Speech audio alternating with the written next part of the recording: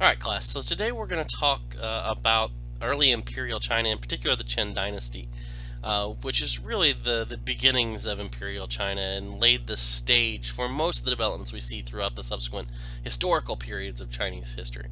So we're not going to focus too much beyond the Qin because even with the Qin we have very good historical records.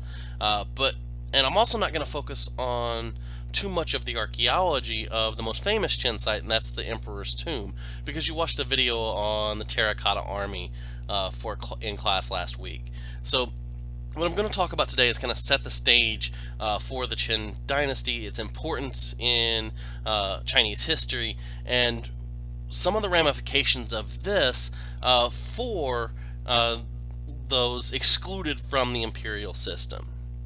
So, under the rule of Qin Shi Huang, the first emperor, and that name means first emperor of Qin, he kind of changed the name, the title, from king to emperor, Wang Ji, right? And so the Qin emerged from the Warring States period as the singular power in ancient China. And if we go back to the Zhou Dynasty that we talked about, the mandate of heaven is really this idea in Chinese philosophy of the fitness of rulers.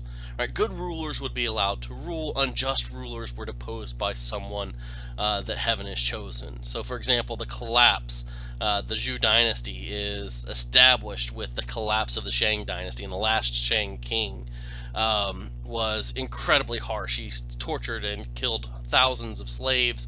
He was known, as the video you hopefully watched before this, he was known for his extensive orgies and he had a lake of alcohol, right? So this idea he was a hedonist, if we want to call it that. And so the gods took power away from him. And so this idea of the mandate of heaven is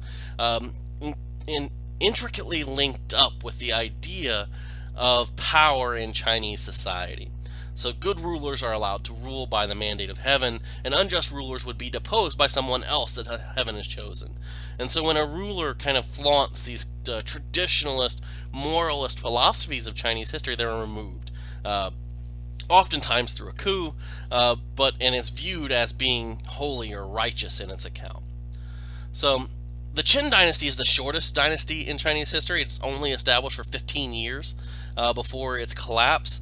But the buildup of the rule of Qin Shi Huang from 259 right into his death in 210 is really what establishes China as we think about it today in many respects.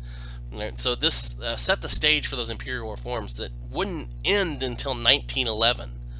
Right? And so the capital at Zhanyang here in Western China today was the heart of the Qin state, and it's where we see the royal capital and the founding of the necropolis that was first founded in 1974, the Terracotta Army, and the burial chamber of the first emperor.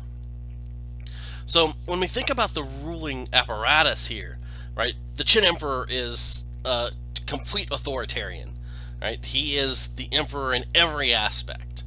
And he undertook a series of changes to Chinese society that brought all of these different warring states together into a singular enterprise. The first was the establishment of a legalist doctrine and the removal of all these other different Chinese schools of philosophy that came out of the 100 schools of thought, in particular Taoism and Confucianism. Right? But so legalism here is this idea that humans themselves are self-interested and require law and order to organize society. So it was the state's job to bring people into power and law and order. Confucianism, which was outlawed under the Qin Dynasty, basically stressed morality and bureaucratic order and familial responsibility, that people were good. And if people followed those good instincts, that society would function properly. And it's not surprising, right? Confucius is a bureaucrat himself through this, so he kind of views proper bureaucratic order and loyalty to the family as the height of Chinese society.